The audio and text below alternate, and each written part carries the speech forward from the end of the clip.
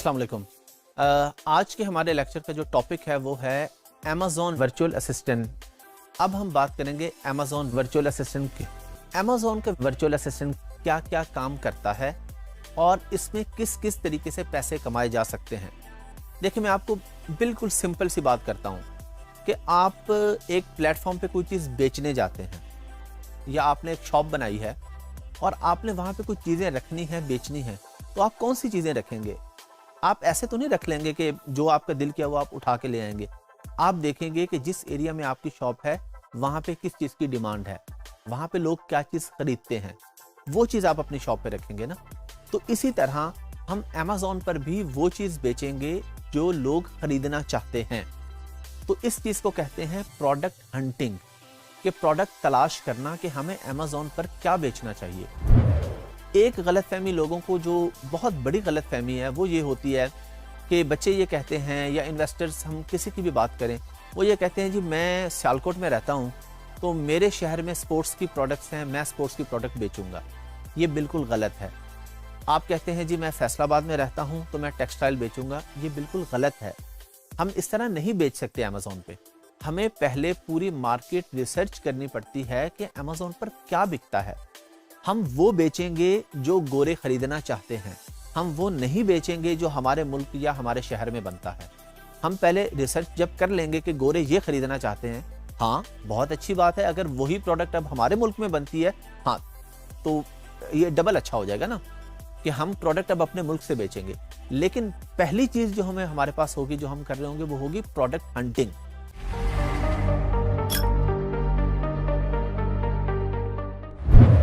तो as a virtual assistant जो आपका सबसे पहला काम होगा वो प्रोडक्ट हंटिंग हो सकता है। आपका क्लाइंट आपके पास आया, क्लाइंट ने आपको अपवर्क पे, फाइवर पे, ये हम आगे के लेक्चर में जाके डिस्कस करेंगे ना इस चीज़ों पे काम सीखने के बाद कि अब हमने अपवर्क और फाइवर पे सर्विस बेचनी कैसे है। अच्छा, अब आपका क्लाइंट आपके पास आ गया, वो कहता है जी मुझे प्रोडक्ट हंट करके दे दे, मैं क्या बेचूं अमेज़न पे। आप उसे कहते हैं जी आप ये ग्लास बेच लें। अब आपने उसे सिर्फ कहना नहीं है कि ग्लास बेच लो, आपने उसको एक पूरी शीट बना के देनी है कि ग्लास क्यों बेचो।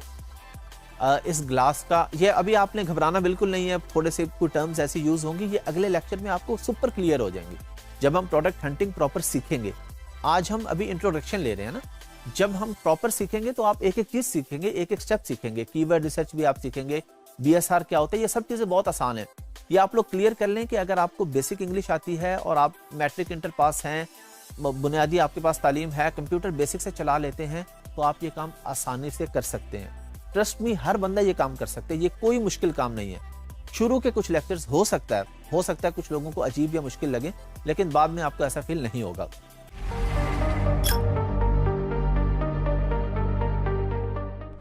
अच्छा, अब सोर्सिंग पे हम लोग नॉर्मली क्या करते हैं, alibaba.com सबसे बड़ी साइट है दुनिया की होलसेल की, उस पे जाते हैं और हम वहां से अच्छा सा सप्लायर ढूंढते हैं।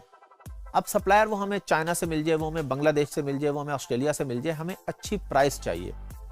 अच्छी प्राइस लेके दे दी क्लाइंट को, हमें उसने $300 पे कर दिया प्रोडक्ट सोर्स करके देने का। आपने क्लाइंट को और उस सप्लायर को आपस में कनेक्ट करवा दिया। आपका वर्चुअल असिस्टेंट का ये काम है कि आपके क्लाइंट ने आपको, दो तरह से हो सकता है ना, एक तो ये है कि प्रोडक्ट हंट भी आपने की और अब आप उसको सोर्स भी कर रहे हैं, अगले स्टेप पे चले गए। एक ये है कि आपका क्लाइंट आता है, उसके पास प्रोडक्ट ऑलरेडी है, उसने हंट करवा ली है, वो आपको कहते हैं जी मुझे सोर्स करके दे दें। आपने उसे सोर्स करके दे दी, आपने अपने पैसे कमा लिए।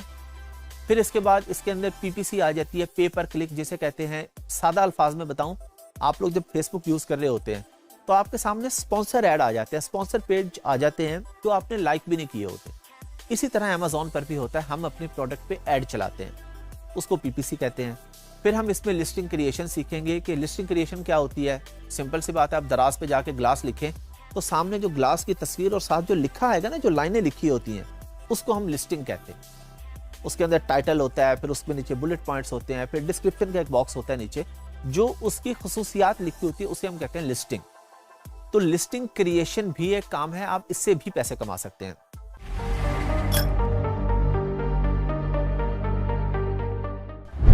फिर एक होता है लिस्टिंग ऑप्टिमाइजेशन।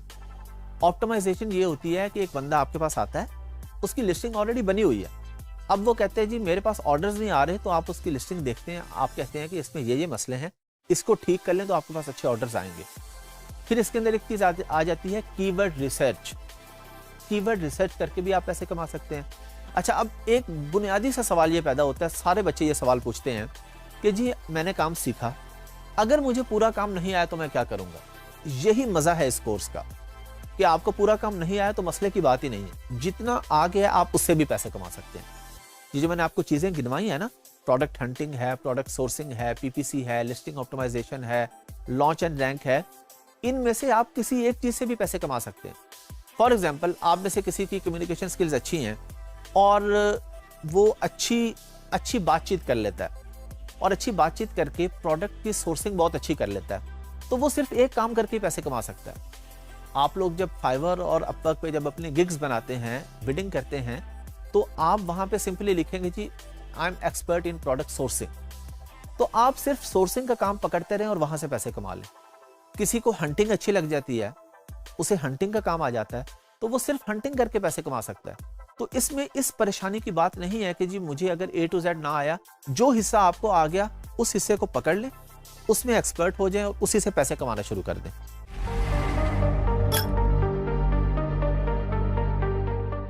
तो आप में से कुछ लोग ऐसे भी होंगे जो कहते हैं जी अच्छा हमारे पास अगर अपने पैसे हों और हम इन्वेस्ट करना चाहें अमेज़न पर, हम अपनी प्रोडक्ट बेचना चाहें, यानी अमेज़न पे पैसे कमाने के दो तरीके हैं ना, एक तो ये है आप अपनी प्रोडक्ट बेचते हैं और एक है कि आप अपने सर्विस बेचते हैं।